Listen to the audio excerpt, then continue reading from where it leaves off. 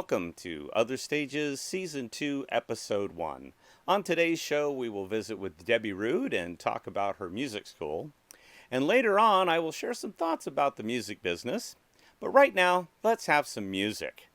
This past summer, I was gifted a large 4-manual digital organ that I have dubbed the really, really big organ. And today I'd like to start with the Fugue à la Gigue by J.S. Bach.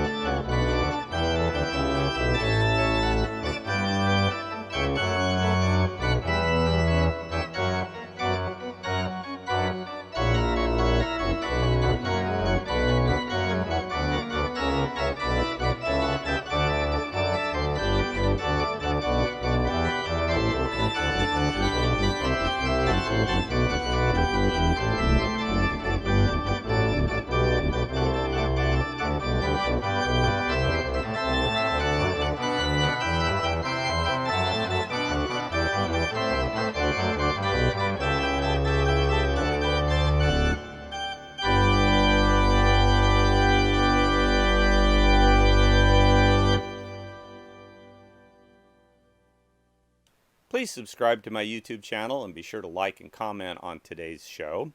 If you'd like to support Other Stages, you can join me over on Patreon, or you can make a one-time gift anytime on Venmo or PayPal, and of course I've got those links in the show description. Thanks a lot. When I was a kid, my parents had very high aspirations for what they wanted my life to be. Basically, everything I did was supposed to glorify their position as parent, so when I displayed an interest in music, both of my parents formulated their own personal vision of what my life should look like so that they would gain the most from my accomplishments. My dad's vision was to be seated in the front row of a great concert hall, with me up on stage in front of a 9-foot Steinway concert grand piano in front of a symphony orchestra playing Rachmaninoff. Hey, that's my son. My mom's vision was to have a little miniature human being she could cart around to parties and show off. You see that? That's mine. I made that. That's all me. Dance, monkey, dance. So, the first problem with these scenarios was that, well, their would be child prodigy would have had to have been an unusually disciplined and well focused kid. I was not. Oh, I want to be a doctor. No, I want to be an astronaut. Ooh, I want to be a locomotive engineer. No, wait, I want to work at the post office. Ooh, look, a butterfly. And the other problem with my parents' vision was, of course, that, well, the kind of child prodigy concert pianist they were wanting would have required conservatory level training. Something, honestly, that as a family we simply could not afford. So instead of sending me to a conservatory, they sent me to the creepy old man down the street. You see, back in the 70s, parents thought nothing of dropping their kids off at a stranger's house simply because, well, he says he's a piano teacher and he's got a bowl of candy. Joe, the piano teacher, was the veiniest man alive. There wasn't a square inch of exposed skin on this man that wasn't popping out with veins. He looked kind of like a 1950s B-movie horror villain. The Curse of the Hemorrhoid Man. Now, the other thing that nobody really seemed to care about back in the 70s was secondhand cigarette smoke. And Joe, the Hemorrhoid Man piano teacher, chain smoked during my lessons. So there I was, a little kid in a smoke-filled room trying to learn to play the piano while being screamed at by an angry chain-smoking 1950s horror movie villain. E flat, Anthony! E flat!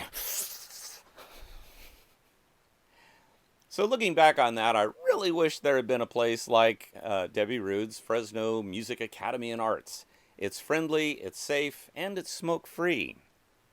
So my guest today, Debi Ruud, earned her degree in vocal performance from Fresno State in 1998.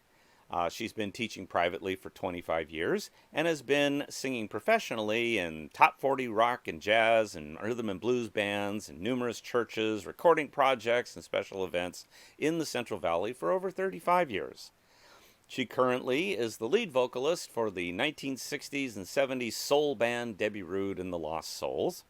She has been involved with the Good Company Players as well as several other theater companies in Fresno. She's recorded 3 albums and is getting ready to release a 4th.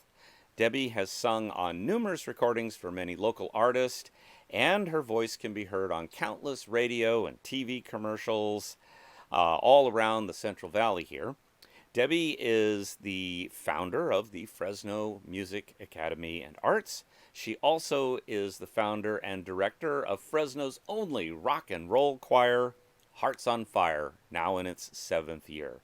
Debi is an active member of the Cultural Arts Rotary, and she sits on the board of the Valley Music Hall of Fame. So please enjoy my conversation with Debi Ruud.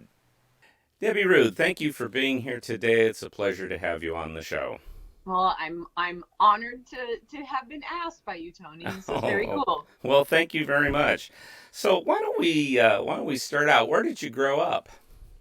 Well, I was born here in Fresno. Mm-hmm. My parents split when I was young, and I actually grew up. So I spent my elementary, junior high, high school years in Davis, California. Okay. And then ended up moving back here a couple years after high school.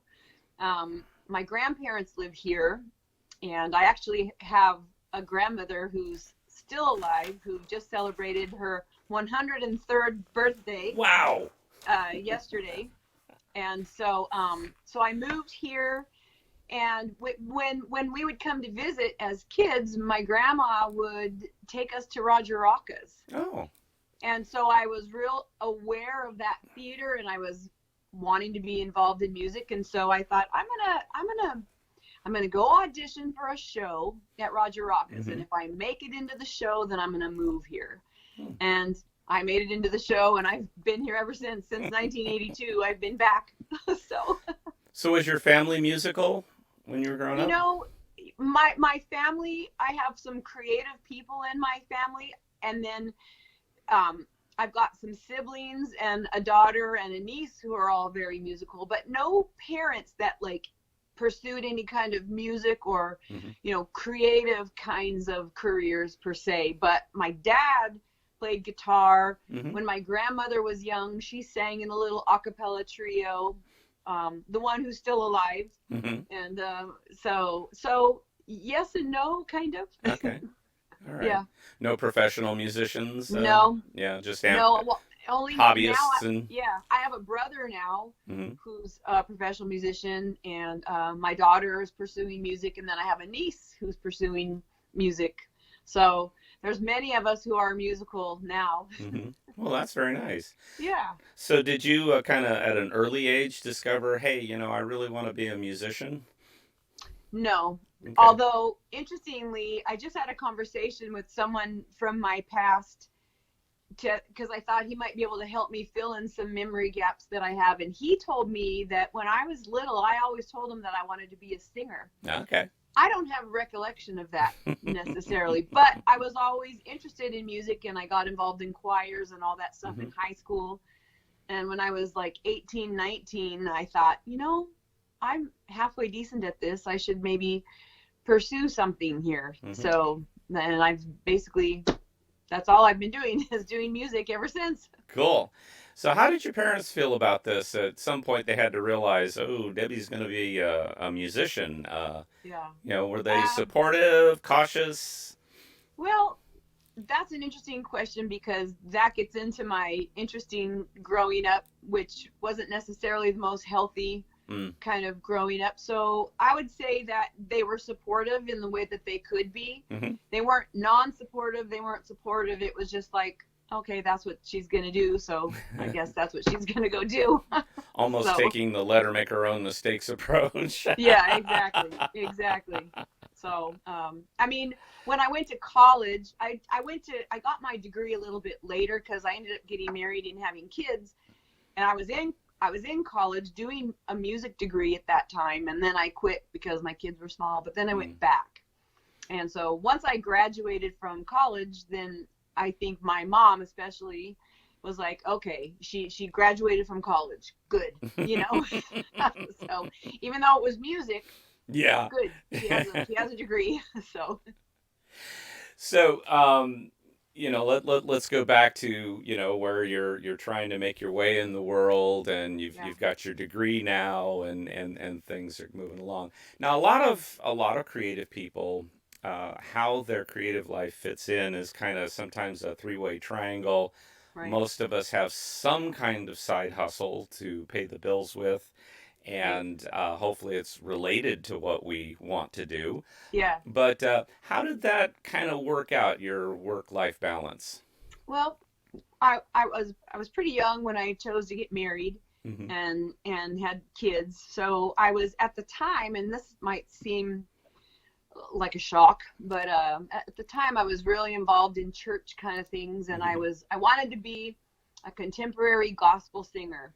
So I wanted to be, I don't know if you know who Amy Grant is, but I wanted to be like an Amy Grant. Okay. And so, and my husband at the time was involved in church and he was a pastor. And so it kind of fit together that, we were involved in that kind of thing, and I wanted to pursue gospel music, and I was a young mom, and so doing music could kind of fit in because I would have to do gigs on Sundays, and but at the same time, when you say the side hustle thing, I never had an issue with going out and playing in bands and stuff either. So I did all that. At the same time, I was pursuing my gospel-y kind of thing. I was also working as a singer in a swing band, and I sang in a band called Tasty, and I was doing recording sessions and recording jingles and commercials. And so I was able to, make a little bit of money on the side while I was pursuing that, and then raise my kids. So there was kind of a balance there for that. Then I decided to go to college when the gospel thing kind of fell apart at a point. That's a whole other interview. But when that fell apart, I decided, I'm not going to let this stop me. I'm going to go get my degree. And it was in that time period where I kind of had a paradigm shift. I had a paradigm shift spiritually, and I also had a paradigm shift in terms of the things that for me were important, in terms of, going and being a gospel star, versus kind of blooming where I'm planted, and kind of being the best I can be right here in town and making an impact on my community here in town. And I really kind of had a pretty profound shift of what I wanted to do and where I wanted to do it. And I no longer had the desire to go out and like push for someone to hear me or all that stuff. I just didn't want to do that anymore. And I opened my school, and I still get to sing all the time, and still, pursue my artistic things. And I have all kinds of artsy things I do. But I put my energies mainly into my school now, and I feel like I have impact on more people that way than I could have if I was Amy Grant, even though I still adore her, but sure. Well, tell us more about the school. What's your school all about? Yeah, well, so I started my school in my living room in 1998, and it just kind of overnight exploded, and I had all these students in my living room, and I thought, oh, I can't do this. So I found a little spot, to rent, a little commercial space, and it just kind of grew from there. And it was primarily, when I started, it was the voice shop, and it grew to where I had 3 teachers. One of those teachers is still with me, and we discovered last week that she's been with me for 20 years. She's been teaching with me, so that's, wow, amazing. So we were primarily a voice studio. People didn't come to take piano or drums or anything. It was just, we were all singing teachers, and did that for many, many years. And it was really fulfilling and just really great. And it was out in the community. I've had a couple different locations. And then I'm with the current husband that I have, and his name is John.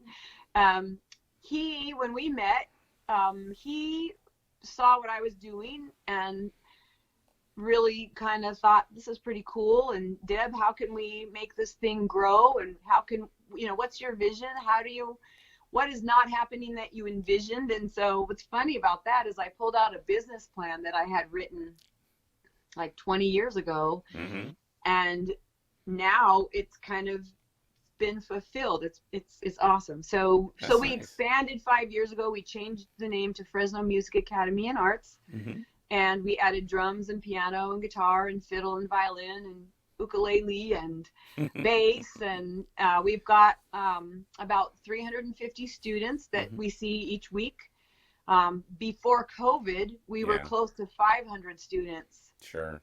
And so really proud of what happens in there. It's really kind of a sacred space for people to go. It's safe. They can go and learn, and regardless if somebody becomes a rock star or not, music in people's life is one of the most positive things that they can do. It especially when kids are young, it teaches them values that maybe in other venues can't be taught. And that's right. I'm all about trying to make good humans. There you go. We make musicians there, but I want to make good humans there. So, I get, as a teacher, I get the classic question, what is my child going to do with this? And my snarky answer is usually, well, what are they going to do with T-ball?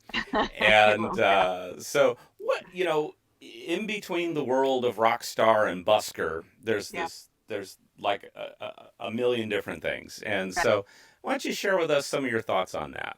Yeah, well, yeah, you're right. And it kind of goes along with, my paradigm shift that I had in my early 30s of, I don't need to be a rock star. I can do what I do and do it well right here.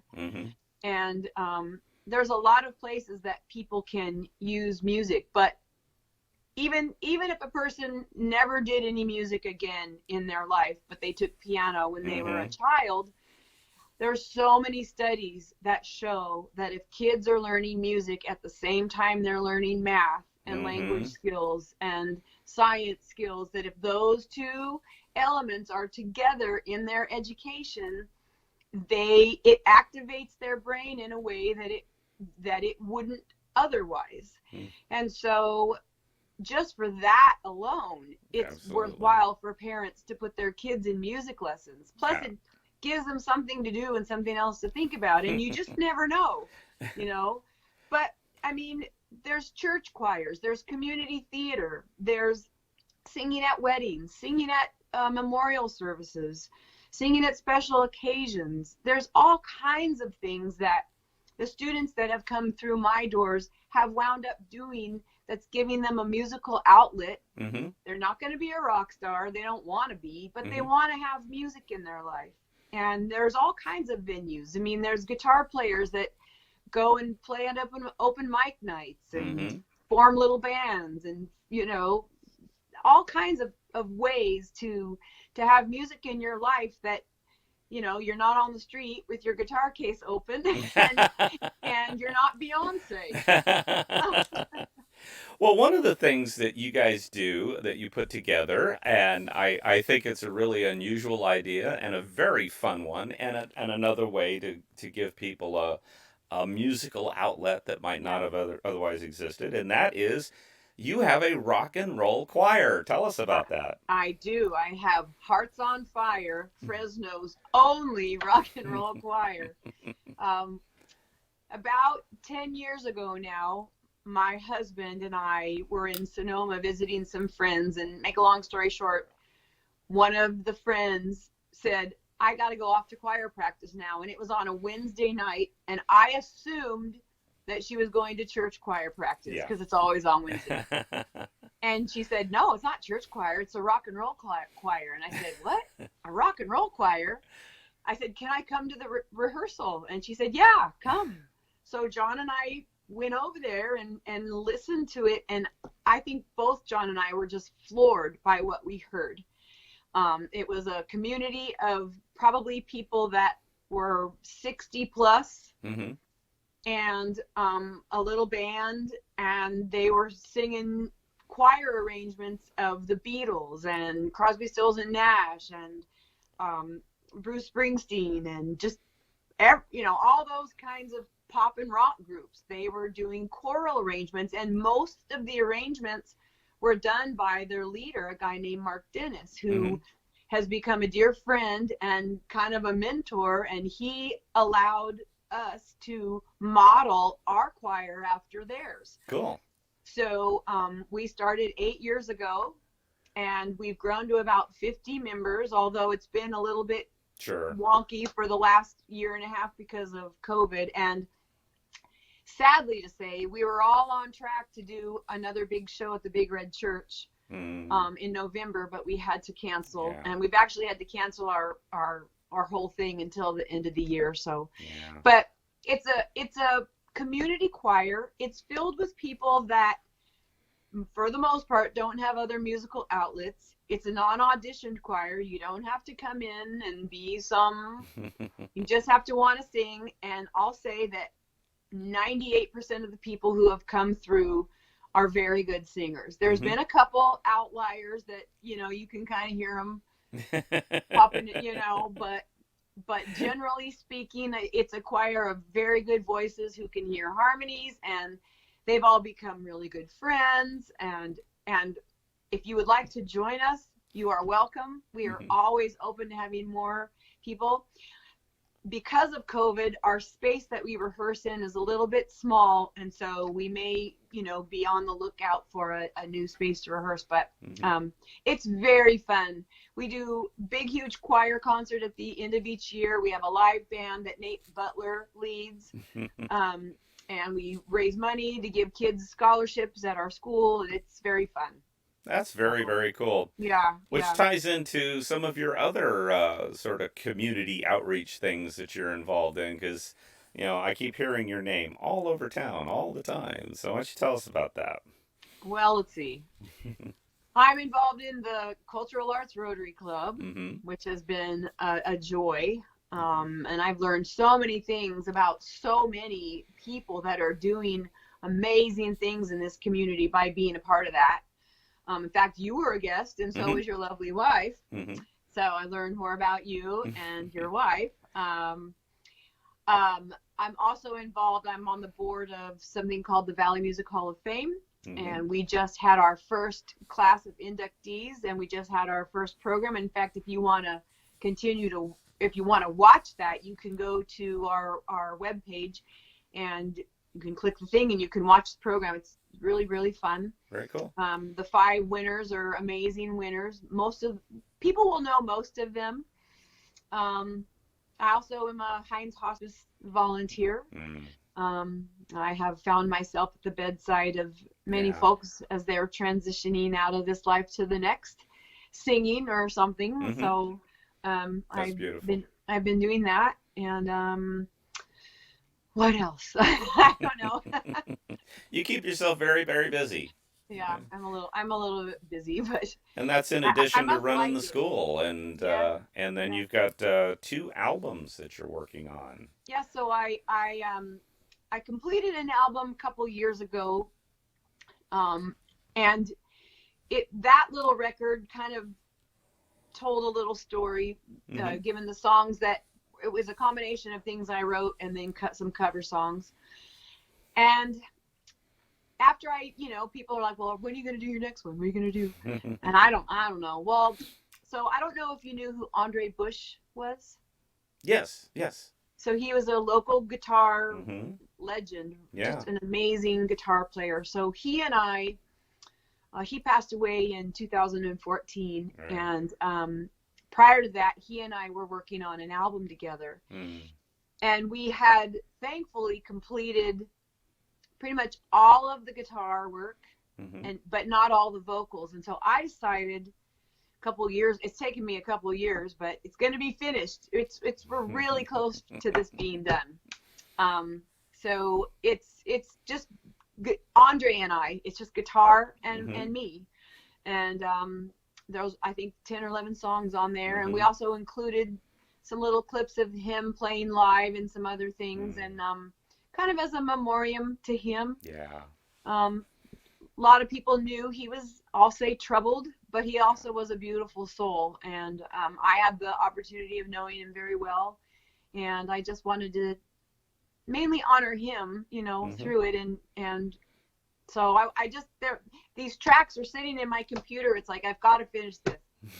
So that's one. And I hope you backed them up, because yes, I've lost more than one thing in my computer by not backing it up. So, no, they're all backed up. So. Which I'm sorry didn't happen with tape. I know, we always had the tape, right? I know. That's right. Oh, now we're giving away our age. Yeah, right. And then there's another little record that I'm gonna do, because as I was going through my computer finding the tracks of Andre and I found things of me and other friends. And so I thought, I'm going to put together kind of a compilation of kind of a Debi Ruud and friends thing too. So after I got to finish the Andre one, and then I'm going to move to that one. So, very, very cool. And a lot of people in our community that are David Ouse, Daryl DeVores, Vince Warner, just some musician-y people that I've had the very dear honor of collaborating with over the years. So, yeah. So here's one of my favorite standard questions. I ask it of almost every guest I have on this show. Okay. So what is your working definition of a successful artist? Wow. What is the first thing that just comes to my mind is do I like what I'm doing? Do I like what I'm doing? And do I see benefit in what I'm doing? And am I spending the time, like would I rather be doing something else, or do I enjoy spending the time doing what I'm doing? Mm-hmm. And I can honestly say that for the most part, I enjoy all the time I spend doing music. There are times for me where it feels like I'm too busy and I'm Mm-hmm. running from one thing to the next. And in those moments, I don't feel like I'm giving to my art what I should be because I'm running around. Does that make sense? Yeah, that So makes I think perfect sense. kind of having a kind of a peaceful place of, wow, I really loved doing that gig. And I loved Mm-hmm. doing that. It was so fun working with him or her or um I mean, it's kind of all fleeting really, Yeah. and I try to live in the moment, try to enjoy what I'm doing in the moment, and try to not wish I was doing something else, you know? Yeah, I know. Yeah. I don't want to be in that place anymore where I wish I was doing something else. I want to be glad I'm doing what I'm doing. That is so awesome. Debbie, I can't thank you enough for being on the show today. Well, This it's was been a joy. awesome. Thank you, And Tony. we'll put links for your stuff in the show description and all that good stuff Okay. because I'm sure people are going to want to find out more about some of the wonderful things you're doing in our community. So Well, you're very kind. Thank you. thank you. We'll see you All again right. soon. Okay. Bye. Peace. So, if you want to know more about Debi Ruud's work and the Fresno Music Academy and Arts, there are, of course, links in the show description. So, let's get back to some more music. This is the air from the third orchestral suite by J.S. Bach, played on the really, really big organ.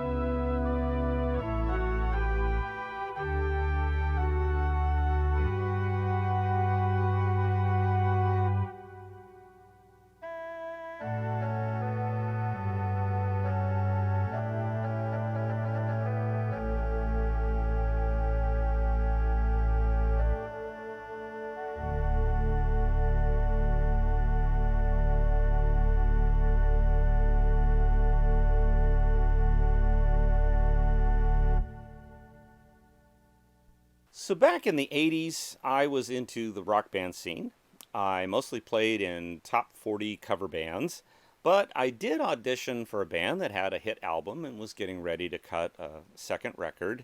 But that didn't really work out, and well, that's a funny story for another day. Through it all, I of course had my sights on getting a band together and doing originals and making it big. In those days, it was all about getting your demo tape heard. Now that sounds easy, but it wasn't.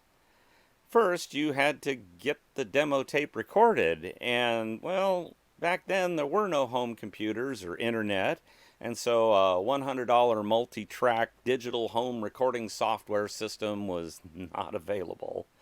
Home recording was a tricky and expensive proposition. Even small studios were kind of pricey, but in the mid-80s, Fostex came out with a 4-track recording unit that used a cassette tape running at double speed to improve its fidelity and reduce the noise. But you know, even that was really more than I could afford. So even if I got the band together and we worked out all the songs, we would be looking at getting a bunch of money together just to record that demo tape. And then, how would we get it heard by the right people? Back before MP3s and YouTube and iTunes and Spotify, the big labels controlled everything in the music business. For the most part, you either had a recording contract or you were nobody. The big producers and the record label bosses, well, they were the gatekeepers to success. Now, it was possible to go independent, and there were smaller labels that were a little less picky and a bit easier to get into.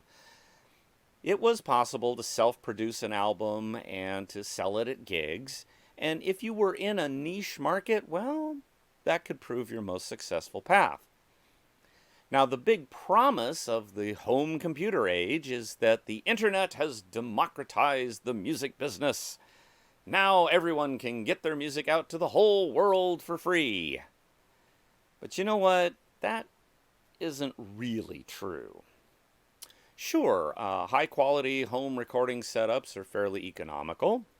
And yes, I can open a YouTube channel and upload my music and videos for free.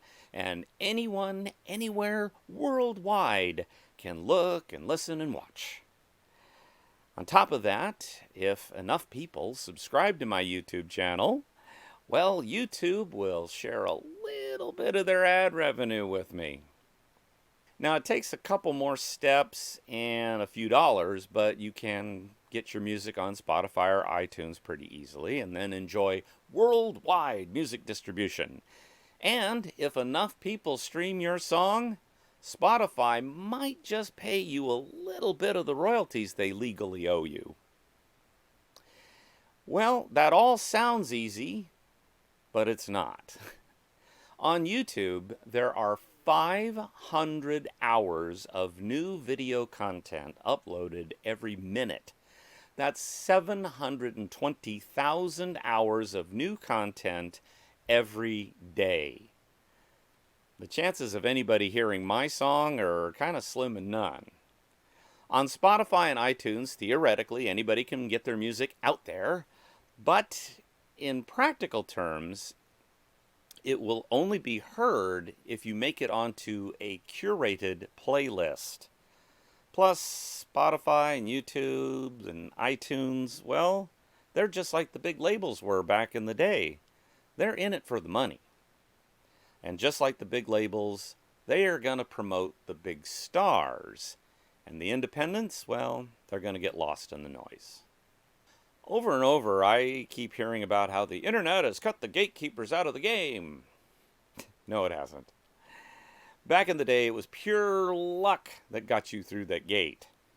If the right person heard your music and was absolutely blown away and thought, wow, I can sell this, then and only then did you get through. And today, it's no different. The gatekeepers have changed, but unless one of those curators on Spotify or iTunes happens to hear one of my songs and happens to be blown away, well, I'm never going to make it onto one of those curated playlists. And let's face it, my music and my video work is extremely niche. So my best chance of making a living doing what I do is to self-produce and self-distribute, just like we did back in the day. But the good news is that yes, for sure, the internet has definitely made that easier. There always have been gatekeepers and there always will be. But most of the people making a living in arts and entertainment, well, they're doing just that. They're making a living. They're not big stars. Most people have never heard of them. But they are out there working and building a following, doing what they love. So, let's have just a little more music before we close the show. This is the Toccata in F by J.S. Bach.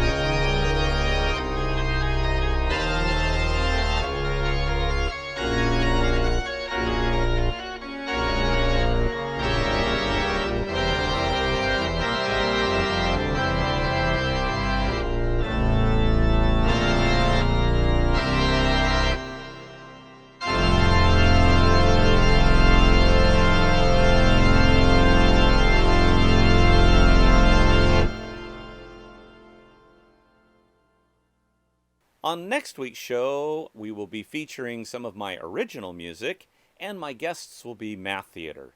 Sadie Bowman and Ricky Coates have a brand new show all about the Voyager mission, and it's performed inside a planetarium. How cool is that? So thanks for joining me today, and we'll see you next week.